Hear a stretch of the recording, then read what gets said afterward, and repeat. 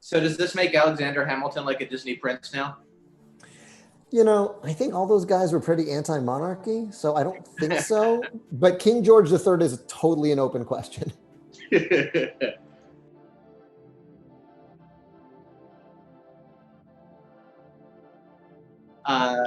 Lynn, I've asked this question of everybody in the show. You've probably seen the show 100 times, but you've never actually been able to watch yourself until this. What did you think of your performance? Listen, for better or worse, it's the performance I gave for a year. It's hard to watch your own performance. In general, what's interesting to me is knowing that I gave that performance on Sunday, Monday, and Tuesday, and then I did it again Wednesday at 2 p.m. And so I think I look pretty tired, but luckily I think that suits Hamilton, and I think it honors the electricity of that original cast. Obviously, I'm watching the stuff I couldn't see from my vantage point. I'm watching Thane and Seth and Ari DeBose in all the corners and all the pieces of storytelling that are happening around me. That's more interesting to me than the bags under my eyes a year into the run. This must have been the most whirlwind decade of this continual. Yeah, it's been one roller coaster ride of like surprises. And, Alex and I both have always been saying that we were so proud just to be a part of the process that made it. And we all concentrated so hard on making something that we knew had a specialness in its DNA. And so all the surprises that have followed have been, just amazing to us. And within the context of theater, like you don't imagine that something like this Disney streaming is going to happen to your work, and so it's really a very flattering thing for all of us. And for you, Anthony, I was on the set of In the Heights last year. You've had like a different way around, perhaps, but you're gonna have 2 epic summers of sort of promoting sort of Lin-Manuel's work. That must be quite exciting. It was definitely reverse in what I thought was happening this year, but I think is either way is dope, and Lin is that through line, that common thread, and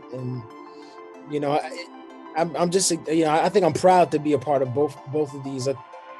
It's just wild to see something that we did, though, as far as Hamilton's concerned, 5 years ago, I think it was now. And now talking about it again and seeing Pips and seeing Oak, and like we're on here, like, it's not like we haven't seen each other in real life, but like now revisiting this time in our lives, revisiting Hamilton now, it's kind of wild, but yeah, I'm just really excited to just be talking about this show and how people can have this show and people can experience this show the way that they're about to experience it. Because after seeing the movie, I was like, this is crazy. I've never seen a live stage production captured like this. This is an incredible piece of cinema that I'm so proud to be a part of.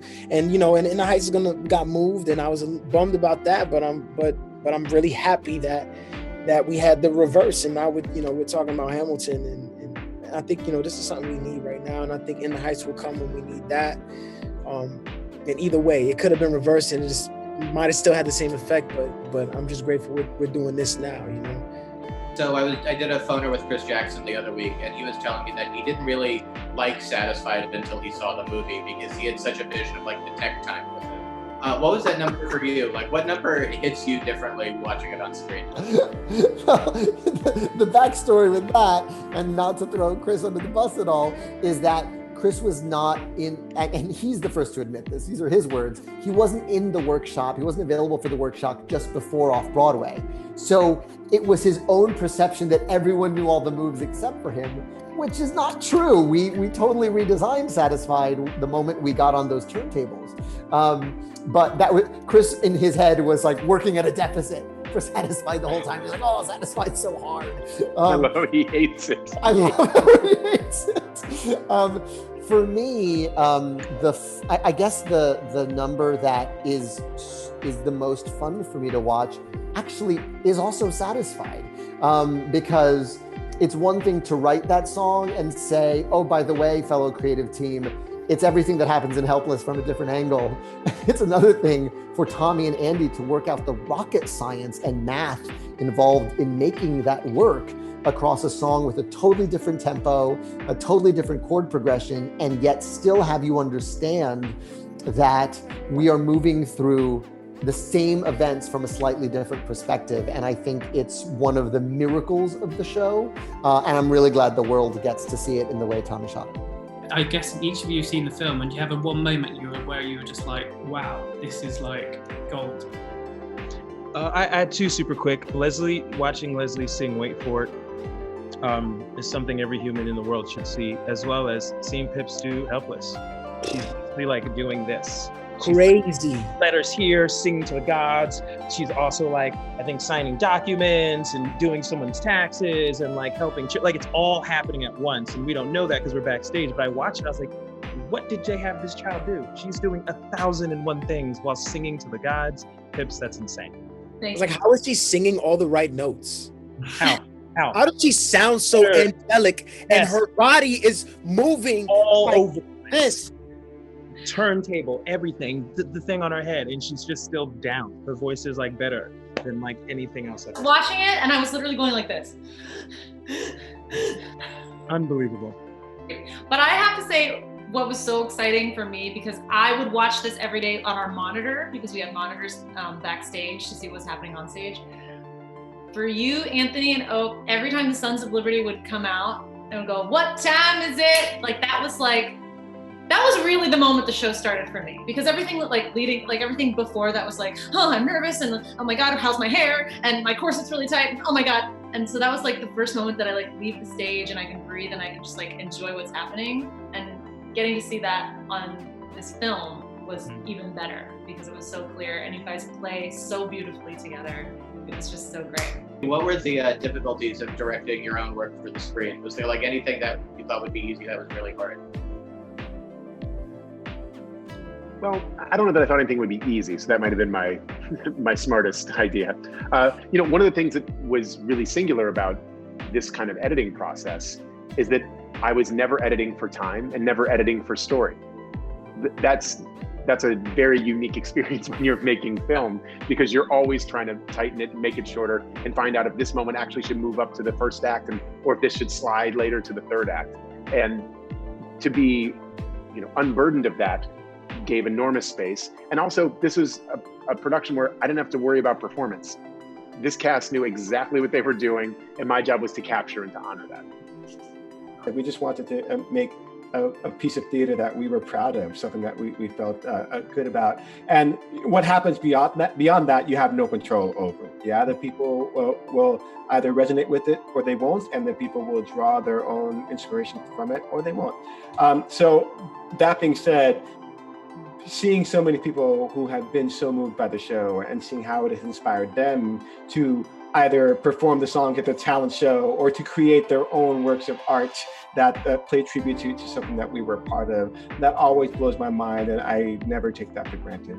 Do you have like a favorite shot or a moment that you're like, oh, this is where like my choreography really soars or the orchestration just really shines?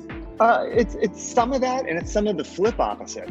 Is that Tommy has edited the film in a way where he's choosing some things to see, and being able to look back to the original cast and in close-up see some of those amazing nuanced moments. Like nuance is something that you can't always get on stage because you're 30 rows back or 10 rows back.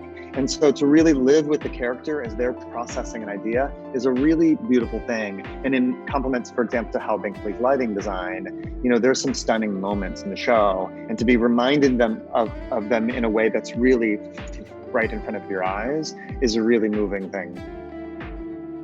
And I get inspired by seeing all the other elements. Like I love seeing Andy's dance in a way that, that's not an angle that I had seen that before. I'm still learning things about Andy's choreography, and we're 5 years into the show having been open. But I do love that you get to just really admire the composition of the show in a way that you might not necessarily in other instances. And so were you guys there present for the shoot? Were you sort of tinkering with it on stage sort of whilst they were... Oh. Alex was conducting it. And so that must be quite an unusual experience. Oh yeah, and a very nerve-wracking experience to boot. You know, we all knew that we were filming the show. We knew that this was the performance. So we're all extremely nervous and we wanted it to be good. But I do think that because we know that it was being preserved, we all went into it with this mindset of like, yes, we're all going to be there and we're all going to give it. We're all going to listen. We're all going to support each other. And, you know, believe it or not, like, you know, whatever you believe about energy, it does raise the energy and the electricity in the room in a certain way because you feel everybody on elevated in a certain way. And you feed off of that, and that affects your performance, which therefore affects the performance of the person singing to what you're creating, and so on and so forth. So it's that real, that collaborative aspect of theater that thrills me. And yeah, I do remember those particular performances having a lot of electricity around them. I mean, the fact that we're living in a pandemic and we are part of a huge movement for racial justice in this country in a time where we have an administration and a president that have failed its people. And also, you know, this movie is coming out. So there's a lot happening in the world. And the only way really to, like the best way really to process it is to remember that, you know, we are where we are. And the fact that we get this amazing film to come out while all of this is happening, it's only another way for us to really analyze like what's happening and process it and celebrate things and ask really hard questions about other things. But I did not in a million years think that we'd be in this Zoom room having these conversations the way that we are. Like, very true. Very true. Here. But it is what it is. And I think that, I don't think it's a coincidence that all of this is happening at the same time. You know, we're like in a space where we're able to listen in different ways. So I think that it all makes sense. Is the film coming out in the times of quarantine and in the racial injustice, I think it tunes in. With a movie theater, you can get excited with going to the movie theater, having everybody there. That's a whole experience. But at home, it's very intimate, so you can really process it for yourself. You know, I think it gives everyone the opportunity to sit down, watch it, and not worry about what other people are thinking in the theater. But it's truly wholly yours to take however you take it. And I think that's very important, especially for this piece. How does this show, 5 years hence, speak to the current political world?